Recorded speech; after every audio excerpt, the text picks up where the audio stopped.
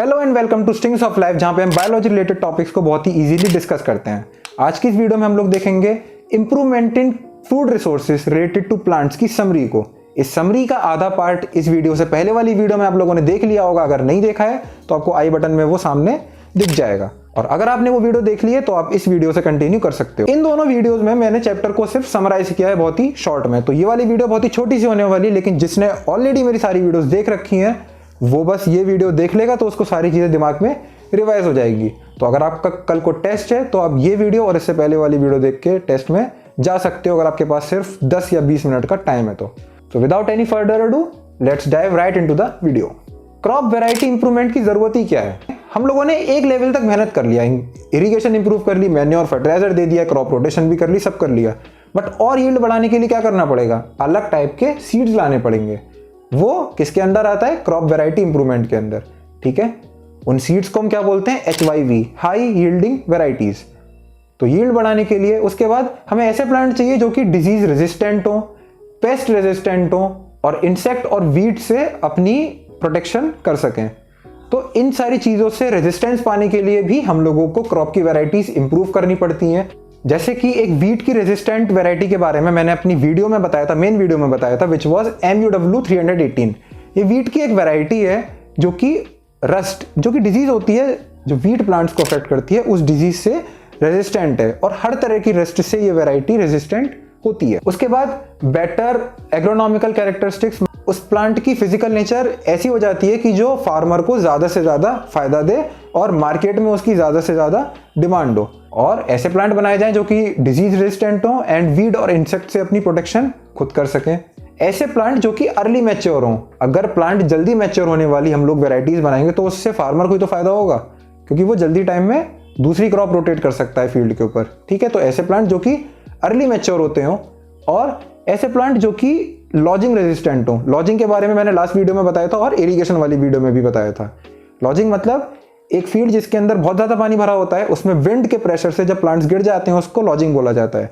तो ऐसी वेराइटीज बनाई जाएं जो कि लॉजिंग रेजिस्टेंट हो, जो कि HYVs यानी कि हाई यील्डिंग वैरायटी के सीड्स होते हैं। और साथ में ऐसी वैरायटीज बननी चाहिए जो कि एनवायरमेंटल फैक्टर्स पे कम डिपेंड करती हो, जैसे कि टेम्परेचर और लाइट के ऊपर हम सबको पता है प्लांट डिपेंड करता है, बट हम ऐसी वैरायटी तो बना सकते हैं जो कि कम इफेक्ट होता हो, कि अगर सनलाइट थोड़ी सी कम है तो भी वो प्लांट अच्छे से ग्रो कर जाए। तो ऐसी वैरायटीज बनाने पे हम लोगों को या फिर हमारे साइंटिस्ट्स को ध्यान देना होता है। इसके बाद क्या टॉपिक आता है? Plant breeding. प्लांट ब्रीडिंग बोले तो प्लांट की अलग अलग नई नई तरह की वैरायटीज बनाने की प्रोसेसेस को हम स्टडी करते हैं under the name plant breeding, मतलब प्लांट की ब्रीडिंग करवाना। ये हम कैसे करवा सकते हैं?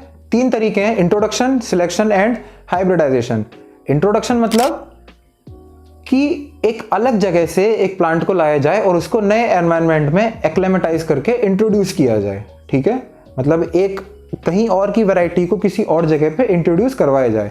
सेकंड, सिलेक्शन, मतलब हम देखें कि कौन सी वैरायटीज अच्छी हैं और उनको आगे फर्दर डेवलपमेंट और ब्रीडिंग के लिए प्रिजर्व करके रखा जाए। Third, hybridisation. हाइब्रिडाइजेशन में क्या होता है? मतलब हम 2 अलग अलग टाइप के सुपीरियर प्लांट लेते हैं जिनके अंदर अच्छी क्वालिटीज हैं। मान लो एक प्लांट है जो कि हाई यील्ड देता है और दूसरा प्लांट है जो कि डिजीजेस से अपनी प्रोटेक्शन कर पाता है, बट वो हाई यील्ड नहीं दे पाता, और ये हाई यील्ड वाला प्लांट जो था ये डिजीजेस से अपनी प्रोटेक्शन नहीं करवा सकता था। तो हम जब दोनों का क्रॉस करवाएंगे तो एक पॉसिबिलिटी ऐसी भी मिलेगी हम लोगों को, एक ऐसा सीड बन के आएगा जो कि डिजीज रेजिस्टेंट भी है और हाई यील्ड भी प्रोवाइड कर पाता है। मतलब उसने दोनों प्लांट की अच्छी कैरेक्टरिस्टिक्स ले ली। अब ऐसा नहीं है कि सिर्फ अच्छी कैरेक्टरिस्टिक्स वाला कॉम्बिनेशन बनेगा, हो सकता है दोनों की खराब कैरेक्टरिस्टिक्स वाला कॉम्बिनेशन भी बन जाए। बट वही हमारा सेकंड पॉइंट आता था, सिलेक्शन। इंट्रोडक्शन, सिलेक्शन और हाइब्रिडाइजेशन। सिलेक्शन में हमको क्या देखना था? हमको यही देखना था कि कौन से प्लांट हैं जिनकी अच्छी क्वालिटीज हैं और उसको हम लोग फर्दर आगे डेवलपमेंट के लिए प्रिजर्व करके रखें। ठीक है, तो जितने भी हाइब्रिड्स बने उसमें से अच्छे हाइब्रिड्स हम लोगों ने चुन लिए, दैट इज हाइब्रिडाइजेशन। हाइब्रिडाइजेशन कैसे किया जाता है? पहले सिलेक्शन ऑफ पेरेंट किया जाता है विद सुपीरियर क्वालिटीज। क्या क्या क्वालिटी हो सकती है? अच्छी यील्ड देते हो, डिजीज से रेजिस्टेंट हो, पेस्ट और इंसेक्ट से रेजिस्टेंट हो और वीड्स से रेजिस्टेंट हो। तो इन सब क्वालिटीज को हम देखते हैं और फिर जब हमको 2 ऐसे प्लांट मिल गए तो हम मेल और फीमेल प्लांट का क्रॉस करवा देते हैं, that is known as hybridization. साथ ही एक और तरीका भी है वैरायटी इंप्रूवमेंट करवाने का, दैट इज जेनेटिक इंजीनियरिंग या फिर जीन टेक्नोलॉजी। उसमें क्या करते हैं? हम सुपीरियर प्लांट का DNA लेते हैं और उसमें से जो डीएनए का पार्ट है जो कि बेटर कैरेक्टरिस्टिक्स के लिए रिस्पॉन्सिबल है उसको उठाते हैं और एग्जिस्टिंग प्लांट में डाल देते हैं। तो क्या हुआ, एक प्लांट जिसकी सुपीरियर क्वालिटीज थी बस एक जगह वो लैक कर रहा था, उसके जीन के साथ छेड़खानी करके हम लोगों ने वो वाला कैरेक्टर भी रिप्लेस कर दिया और अब उस प्लांट के अंदर ऑलमोस्ट सारे ही बेटर क्वालिटीज़ हैं। तो तुम लोग समझ सकते हो कि HYV प्लांट की बहुत सारी एडवांटेजेस हैं। जो भी हम लोगों ने देखा वो सब एडवांटेज ही थी, बट कुछ डिसएडवांटेजेस भी आती हैं। क्या क्या कि कई बार ये प्लांट स्टेराइल बनते हैं। स्टेराइल मतलब कि अच्छी क्वालिटीज़ तो आ गई बट ये फर्दर रिप्रोड्यूस नहीं कर पाए। ठीक है, अगेन कई बार क्रॉस करवाने की वजह से हमें जो डिजीज़ पता है, ठीक है, हमने डिजीज़ रेजिस्टेंस तो डाल दिया कि अब ये इनको डिजीज़ नहीं लगेगा, बट उन डिजीज़ से तो बच जाते हैं बट किसी और ही डिजीज़ के लिए ससेप्टेबल हो जाते हैं। मतलब जो हमको आइडिया नहीं था अब ये उन डिजीज़ से इफेक्ट होने लगे। तो ये कुछ डिसएडवांटेजेस भी हैं जो कि हाइब्रिडाइजेशन के साथ चलते हैं। इसके बाद हमें देखना है पेस्ट और वीड्स। पेस्ट क्या हो गए, इंसेक्ट, रोडेंट्स, माइस मतलब चूहे, ठीक है, और टिक्स जो भी छोटे छोटे कीड़े मकोड़े होते हैं जो कि प्लांट को नुकसान पहुंचाते हैं, उन्हें हम बोलते हैं पेस्ट। तो पेस्ट किस किस तरह के होते हैं, सैप सकिंग, बोरर और कटिंग इंसेक्ट्स। कटिंग मतलब जो कि प्लांट पार्ट को कट करके उसको डैमेज करते हैं। सैप सकिंग मतलब जो सेल के अंदर का साइटोप्लाज्म चूस लेते हैं और प्लांट को ड्राई कर देते हैं, एक तरीके से उसका सारा लिविंग कंटेंट चूस लेते हैं, बाहर खींच लेते हैं। और थर्ड बोरर इंसेक्ट जो कि प्लांट के अंदर छेद कर देते हैं, जैसे कि कॉटन बॉल बोरर, ठीक है, वो कॉटन बॉल के अंदर छेद करके बाहर निकल आते हैं बहुत सारे इंसेक्ट। तो ये 3 तरह के इंसेक्ट हो गए। इनको मारने के लिए आप पेस्टिसाइड और इंसेक्टिसाइड्स का यूज करते हो। सारी इंफॉर्मेशन डिटेल में आप लोगों को वीडियोस में मिल जाएंगी, आप एक बार जाके जरूर से चेकआउट कर लो। Systemic insecticide and contact insecticide. Systemic वो जो कि हम डायरेक्टली स्प्रे नहीं करते हैं प्लांट के ऊपर, हम डायरेक्टली अप्लाई नहीं करते हैं फिजिकली, हम क्या करते हैं, ये इंसेक्टिसाइड किस तरीके से काम करते हैं कि ये प्लांट के अंदर फैल जाते हैं। पूरा जो भी टॉक्सिन या फिर पॉइजनस सब्सटेंस है वो प्लांट के अंदर फैल जाता है और ये इंसेक्ट को सिर्फ तभी हार्म करेगा जब इंसेक्ट प्लांट को डैमेज पहुंचाएगा। जैसे ही उसे काटेगा तो फिर इंसेक्ट की डेथ हो जाएगी या फिर हार्मफुल इंपैक्ट दिखेगा इंसेक्ट के ऊपर। अगर इंसेक्ट सिर्फ आके बैठा हुआ है तो फिर कुछ नुकसान नहीं होगा। अगर इंसेक्ट प्लांट को हार्म नहीं पहुंचाएगा तो सिस्टेमिक इंसेक्टिसाइड इंसेक्ट को हार्म नहीं पहुंचाएगा।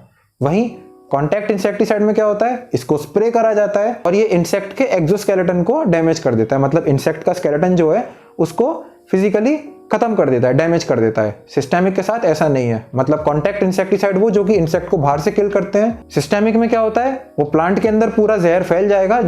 अगर इंसेक्ट ने प्लांट को खाया या डैमेज किया तो फिर वो टॉक्सिन भी इंसेक्ट के अंदर चला जाएगा और इंसेक्ट की डेथ हो जाएगी।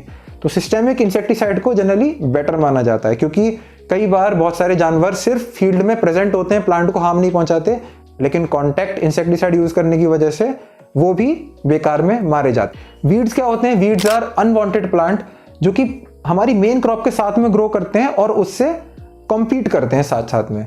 ठीक है, तो जब हम क्रॉप प्रोटेक्शन मैनेजमेंट पढ़ रहे हैं तो हम लोगों को सिर्फ पेस्ट और इंसेक्ट से नहीं, वीड से भी अपने प्लांट को बचाना है। ये अनवांटेड प्लांट है जो साथ में ग्रो हो जाते हैं और हमारे मेन प्लांट के साथ न्यूट्रिएंट, वाटर, सनलाइट और फर्टिलाइजर, मैन्योर, इन सारी चीज़ों में कंपटीशन करने लगते हैं। ठीक है, और कई बार तो ये वीड मेन क्रॉप को डैमेज भी कर देते हैं या फिर मेन क्रॉप को खराब कर देते हैं ताकि वो आपके खाने लायक ना रहे। होते प्लांट ही हैं बट मेन प्लांट को डैमेज कर देते हैं। तो इनसे भी प्रोटेक्ट करना होता है अपनी फसल को, यानी क्रॉप को। ये आप कैसे कर सकते हो, मैकेनिकल मेथड, मतलब आप फिजिकली उसको रिमूव कर सकते हो। केमिकल आप दे सकते हो, केमिकल से आप वीडिसाइड्स छोड़ दो तो फिर वो वीड को किल कर देंगे, या फिर आप बायोसाइड्स भी यूज कर सकते हो, मतलब बायोलॉजिकल चीज़ें, जैसे कि आपने मैक्सिकन बीटल का एग्जाम्पल मैंने वीडियो में दिया है या फिर कैसिया प्लांट का एग्जाम्पल दिया है। ये प्लांट और एनिमल्स ही होते हैं जो कि मेन क्रॉप को नहीं सिर्फ वीड को हार्म करते हैं। तो आप इन चीज़ों का भी यूज कर सकते हो। इसके बाद एक बहुत इंपॉर्टेंट टॉपिक आता है scientific storage of grains. Grains या फिर जितनी भी क्रॉप प्रोडक्शन हम लोगों को मिली, अब उसको प्रोटेक्ट करना। अभी तो हमने देखा कि क्रॉप को कैसे प्रोटेक्ट करना है, क्रॉप से जो चीज़ें बनी है उनको भी तो प्रोटेक्ट करना पड़ेगा ना, जब तक वो कस्टमर या फिर एक नॉर्मल ह्यूमन के, कंज्यूमर के घर तक नहीं पहुंच जाता। या तो एक तो रूरल स्टोरेज, फार्मर के लेवल पे जो कि अपने घरों में ग्रेन्स को स्टोर करते हैं टेम्परेरीली। सेकंड, ट्रेडर्स लेवल, वो लोग जो कि फार्मर से लेकर के आगे बेच रहे हैं, तो वो भी अपने पास ग्रेन्स को रखते हैं टेम्परेरीली और वो बोरी वगैरह का यूज़ करते हैं। बोरी यानी गनी बैग्स में अपने क्रॉप प्रोड्यूस को रखते हैं। थर्ड हो गया at the level of FCI यानी कि फूड कॉरपोरेशन ऑफ इंडिया, मतलब ऑर्गेनाइजेशनल लेवल पे जब फूड ग्रेन्स को स्टोर और प्रोटेक्ट करके रखा जाता है तो वो चीज़ हो गई आपका थर्ड पॉइंट। ठीक है, इसमें क्या होता है, फूड कॉरपोरेशन ऑफ इंडिया सीलोज के फॉर्म में फूड को स्टोर करती हैं। सीलोज बड़े बड़े स्ट्रक्चर्स होते हैं जिनके अंदर फूड ग्रेन्स को स्टोर किया जाता है। स्टोर करना ज़रूरी क्यों है? क्योंकि बहुत सारी चीज़ें हैं। एक तो कभी भी नेचुरल कैलेमिटीज़ आएगी हमारे देश में तो फिर उन जगहों पे सप्लाई करने के लिए हमारे पास सरप्लस अमाउंट ऑफ फूड होना चाहिए। कई बार क्रॉप फेलियर हो गया, ड्रॉट हो गया, फसल नहीं हो पाई या फसल खराब हो गई ऑन अ लार्ज स्केल, तो उसके लिए वो सिचुएशन फाइट करने के लिए हमारे कंट्री के पास बफर स्टॉक होना चाहिए। ठीक है। थर्ड, बहुत सारी क्रॉप्स सीजनल होती हैं, तो जब ऑफ सीजन चल रहा हो तब भी वो फूड मटेरियल कस्टमर्स तक पहुंच सके, इसीलिए उसको स्टोर करना ज़रूरी है। और फोर्थ रीज़न, अच्छी स्टोरेज क्यों ज़रूरी है? ताकि पेस्ट, इंसेक्ट जैसी चीज़ जो हैं इनसे हम अपने फूड ग्रेन्स को बचा सकें। तो ये 4 रीज़न हो गए कि क्यों हम लोगों को डेवलप करने चाहिए अच्छे फूड स्टोर करने के नए नए तरीके। तो ये सारी चीज़ें थी जो कि इस चैप्टर में हम लोगों ने कवर करी और दोबारा मैंने आप लोगों को समरी वीडियोज़ में समझाई। अगर किसी को कोई भी डाउट है तो अगेन नीचे कमेंट करके पूछ सकते हो। इसके बाद अगर आप लोग को मुझे फॉलो करना है तो आप इंस्टाग्राम पे मेरे को फॉलो कर सकते हो @कुशागर_गोयल @कुशागर_गोयल_। किसी का कोई और सजेशन हो चैनल से रिलेटेड कि मैं किस तरीके से वीडियोस इंप्रूव कर सकूं, आप लोग क्या क्या नई चीज़ें देखना चाहते हो इस चैनल पे, वो भी ज़रूर नीचे कमेंट करके बताओ।